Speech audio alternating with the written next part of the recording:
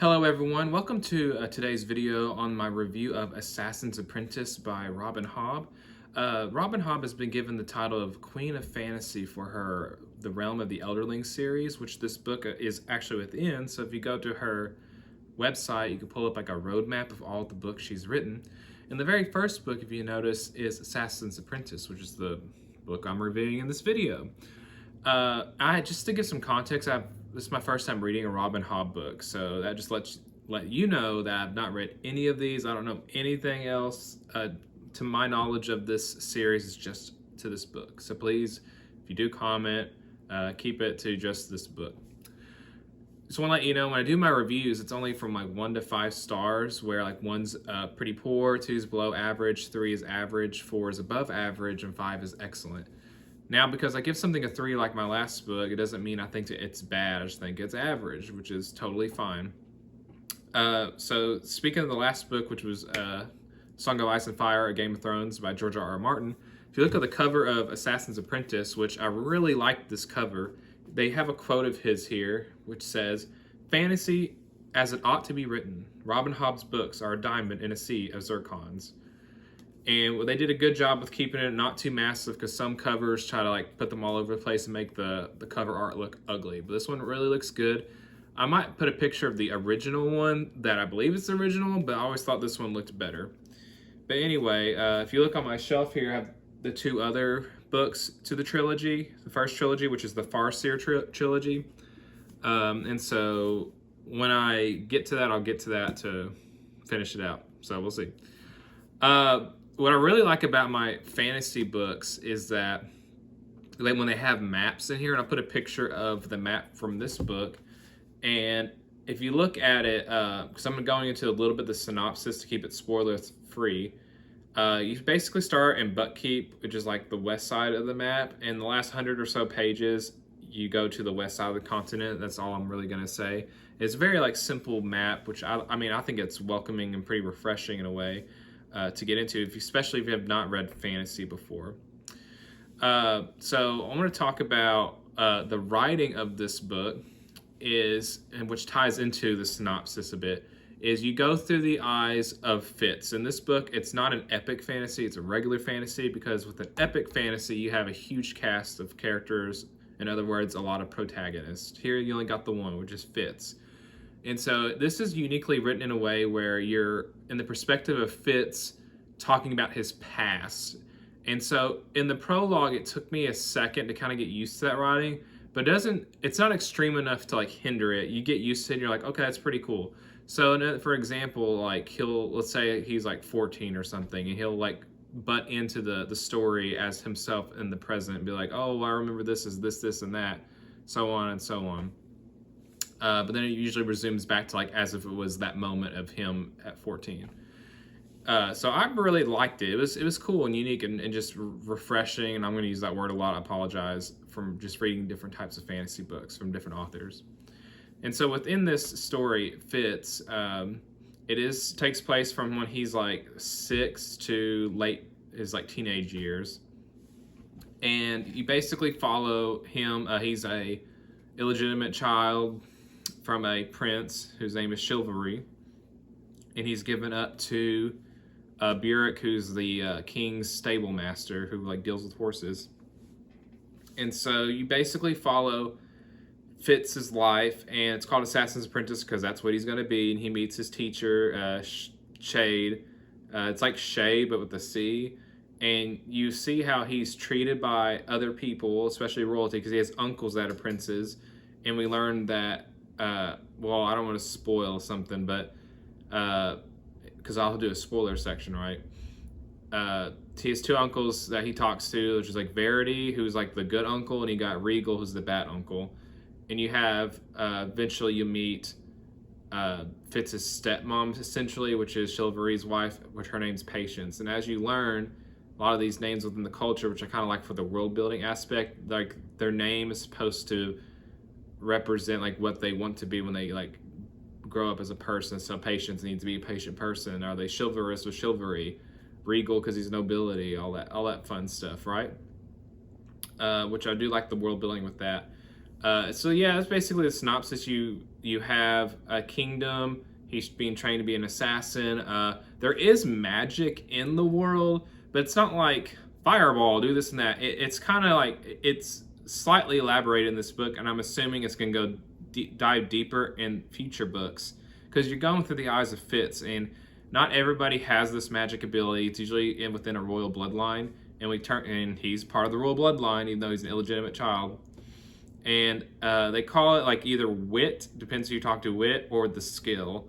And it's basically allows you to connect to other like living things, and you can like draw their energy off of or communicate or feel their emotion. And that's all I'm gonna say to keep it pretty minimal for people who haven't read it. And that doesn't become more prominent until further into the story. And I don't want to like omit King Shrewd, and there's of course like a love interest. Her name's Molly. And it's definitely set up for future books. So it's not like I'm just going to read one and I'm done. I mean, yeah, there's a wrap up to somewhat of a conundrum that pops up near the end of the story, but like it definitely is like a setup for the trilogy. So now I'm going to go into spoilers, and I'll just put a timestamp when I'm done with spoilers. And the first thing within the spoilers I would like to talk about is my favorite chapter. So my favorite chapter is with Burek and Fitz, because there's a part of the story where Fitz is trying to receive training to use his magic power, the skill, by Galen, who's the one instructed by the king to teach people the skill. And Galen is super abusive to Fitz, and I'm not going to reveal everything in case you do want to read it.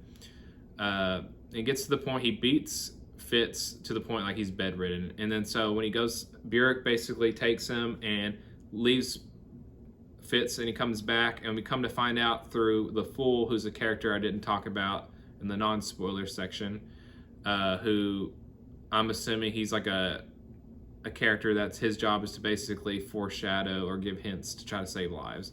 He has some magic power we don't really know, and he tells Fitz about how Burek went into Galen's room, took him, dragged him to the witnessing stones, challenged him to fight because he's like, you beat up a kid. Because you got to remember, at this time, Fitz was 14. So this grown man's beating him up, like basically like break his ribs in a way, and to the point he's bedridden, right? And Burek wins and basically says, you're going to teach him, but you're not going to hit him. And so Fitz would resume his lessons. I really did enjoy the relationship between Fitz and Patience, because Patience really didn't like Fitz at first, because, you know, he's the illegitimate son of her late husband, right? And so, but she realizes that she wants to make up with him and do these nice things, and there's like cute and funny moments they have, and I thoroughly enjoyed it because it's not all doom and gloom like a Game of Thrones I read. It was more uplifting story, which I really like those stories. And I think what really helped me is the characters seem more relatable. Like I felt like my heart tug, and I almost cried near the very end where the big villain with, again, this is a spoiler, so I'll share some things of which the big villain, which was multiple, was Galen, the one beating up Fitz, and Regal, his uncle, the one, because Regal was just mean to Fitz from the very start. He did not like Fitz at all. Fitz tries to kill Burke, and that's actually the second time he tries to kill him. And if I haven't pronounced the names right, I apologize. It's fancy. I just pronounce it how I read it in my head. And how who gives strength, and he gives his life to this person, and just really tugged at the strings. I'm not going to go much further than that, but it's near the very end, and it was a really awesome moment, and I thought it was so sweet, and it really helped put up the rating for me on this one. And so now I just want to get to the actual rating. So out of 5 stars, I actually give this book 5 stars. I really enjoyed it. I thought it was an excellent book, especially a good entry for beginners of fantasy. Like, this book isn't really that long. I mean, to those who don't really read books or fantasy, yeah, it's 400 pages, and it only took me 10 days to read this versus a little over 2 months for a Game of Thrones. Part of it was like I really fell in love with reading this book. There was times it was like 2 hours passed, and I was like, boom, man, I really like this. Of course, not everybody has 2 hours to give, But this is a very healthy sized book. It's not too huge, it's not too little. It does a good bit of fantasy, magic in there. There's no like mythical beings per se. But I highly encourage reading this book. I do want to mention, and I forgot to say this in the non-spoiler, is just I just didn't really think it was that super important, but like I know somebody who, if they read it, they would be like, call me out on it. There is an antagonist in the story. They act more like pushing the plot forward than more confronting the character, and it's these like raiders. These raiders are coming in. They are like attacking villages and kidnapping people and doing something to them when they bring them back and release them to the community, and they're like savages. And so that's kind of putting pressure on our characters, and that's all I'm going to say because like I already ended the spoiler section. And it does push the plot forward, and they just kind of leave it mysterious at that point. So that's all I'm really going to say about that, because I just know somebody's going to be like, you didn't talk about this. I'm like, I'm sorry. Sometimes if it's things I don't think are super important, I don't really think about it on top of my head when I want to share it.